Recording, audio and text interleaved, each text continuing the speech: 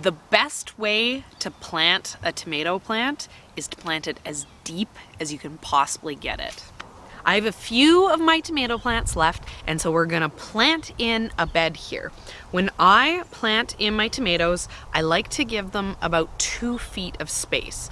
My beds that I work with are 3 feet wide and then 50 feet long. So the way I'm gonna plant my tomato plants in here is every 2 feet, I'm going to plant a plant, and then I'm gonna have 2 plants wide in the bed. Does that make sense? Yeah? Are you asking me or the viewers? I'm asking you. I'm not sure if that spacing made sense, so I'm gonna show you what I mean. So this is my bed. So I'm gonna have 2 plants across, you know, every 2 feet or so. I probably will also not leave the plants directly across from each other. Rather than having them directly across from each other, I'm gonna stagger them, which means that, you know, every foot down the bed, I'll have a plant from side to side to side to side. This will mean that when they get growing as big as they possibly get, I don't have to worry about the leaves touching each other. It's gonna give them lots of space to grow and breathe as they grow up tall and big and beautiful and full of tomatoes. You're a bad cat. You're a bad cat. Meow. Meow. We don't put any special fertilizers or weird things like a wishbone and 3 locks of hair of a child, as well as a teaspoon of salt to keep the fairies away. We don't do any magic when we plant our tomatoes. What we do is we always amend our garden beds before we plant. What we use is compost. We put down, you know, an inch or 2, a nice layer of compost across the bed, and we also put in a little bit of powdered fertilizer. Things like tomatoes, they are a heavier feeder than stuff like, I mean, I guess these are all kind of heavy feeders, but stuff like, you know, lettuce and things like that, they don't need as much nutrients. Tomatoes won't be able to grow big and beautiful and lush and produce you lots of tomatoes if they don't have nutrients. We just don't amend per hole, we do the whole bed. We find it's just easier. Yeah, no magic. You're a bad cat. You're a bad cat, buddy. You're being a bad cat. You're such a... Go get him. Buddy! Stop doing that! You bad cat! Go chase him.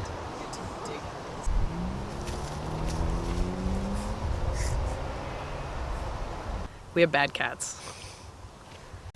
The tool you are going to need for planting a tomato is your biggest, deepest shovel. And the reason is you want to put these tomatoes as deep into the ground as you can get them. That's basically the trick. That's my biggest trick. If you get these tomato plants as deep as, like, buy a trencher, get them buried foundation deep, like you want them very far down.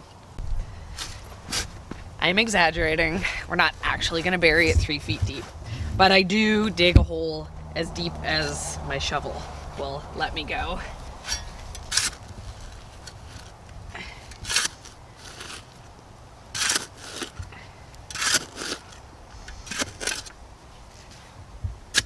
Ta-da! You want to bury this tomato deep because the stem of tomatoes will actually grow roots. Tomatoes don't do a really good job of sending their roots deep down, you know, like a carrot. Carrot just keeps going straight down. Tomatoes, they more kind of spread out. Here, where we live in the Okanagan, it's super, super dry. So the deeper I can get my tomato plants, the more drought tolerant they're gonna be.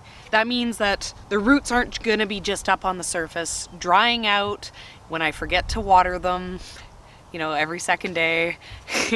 Their roots are gonna be down in the very bottom of this deep hole that I've dug, and so that's gonna help them not have these fluctuations of of getting drenched and then drying out and drenched and drying out. Keeping the water that these tomatoes can suck up consistent is going to make it so they'll produce more consistent fruit for me. Tomatoes can have a lot of issues if they don't keep that consistency. This part is gonna feel really painful, but what you're gonna do is you're gonna break off all of the leaves.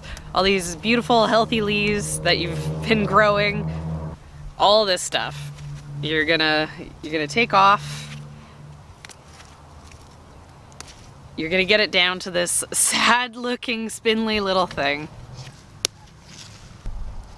I've basically massacred this plant, but don't be worried when you go to do this. I am kind of using my fingernails to snap them off.